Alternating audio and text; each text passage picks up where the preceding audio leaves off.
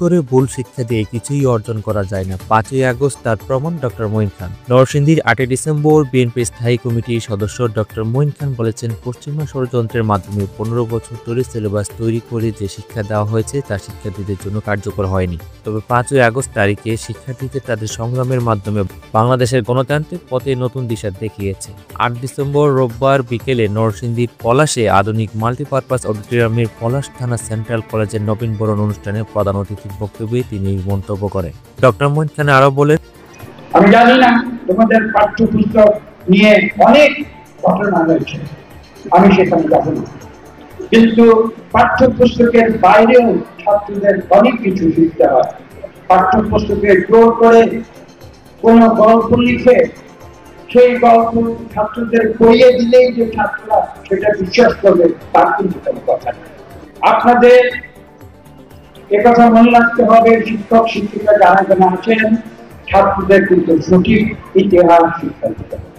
জোর করে ভুল শিক্ষা দিয়ে যে কোনো কিছু অর্জন করা যায় না তার প্রমাণ কিন্তু গত 15 বছরে আপনারা গত 15 বছরের সিলেবাস তৈরি করে বই ছাপিয়ে ছাত্রদের অনেক শিক্ষা দেওয়া হয়েছিল, সেই শিক্ষায় কিন্তু কোনো কাজ হয়নি। সমস্ত শিক্ষা কিন্তু আমরা দেখেছি 5ই আগস্ট একদিনই উল্টে গিয়েছে এবং আমরা দেখেছি 17ই জুলাই ছাত্রছাত্রীরা জীবন দিয়েছিল। এখানে যেদিন নরসিংদীর কারাগার ভেঙে যেদিন সবাই বের হয়ে এসেছিল, কারাগার ভাঙার কিন্তু একটি বিরাট একটি তাৎপর্য রয়েছে। আমি তোমাদের অনুরোধ করব, তোমরা ফরাসিদের স্বাধীনতার ইতিহাস দেখো।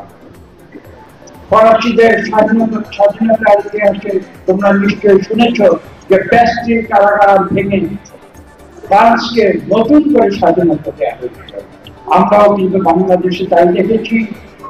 মানুষ বলে যেমন 5ই আগস্ট এমন পরিস্থিতি সৃষ্টি হয়েছে যেন বাংলাদেশ আবার নতুন করে দ্বিতীয়বার স্বাধীন হয়েছে। পলাশ সেন্ট্রাল কলেজের অধ্যক্ষ আমির হোসেন গাজীর সভাপতিত্বে অনুষ্ঠানের উপস্থিত ছিলেন পলাশ উপজেলা বিএনপির ভারপ্রাপ্ত সভাপতি এম.এ. সত্তার, সাধারণ সম্পাদক প্রফেসর সাইফুল ইসলাম, সিনিয়র সহসভাপতি অ্যাডভোকেট জসিমউদ্দিন, সহসভাপতি অ্যাডভোকেট কানিস ফাতেমা, সিনিয়র যুগ্ম সাধারণ সম্পাদক মোহাম্মদ বাহাউদ্দিন বুয়ালি মিল্টন, যুগ্ম সাধারণ সম্পাদক মোহাম্মদ মুস্তাফিজুর রহমান টিপু, সাংগঠনিক সম্পাদক আবু বকর, ঘোড়াশাল পৌরসভা বিএনপির সিনিয়র সহসভাপতি আলম মোল্লা, সাধারণ সম্পাদক মোহাম্মদ দেলোয়ার প্রমুখ।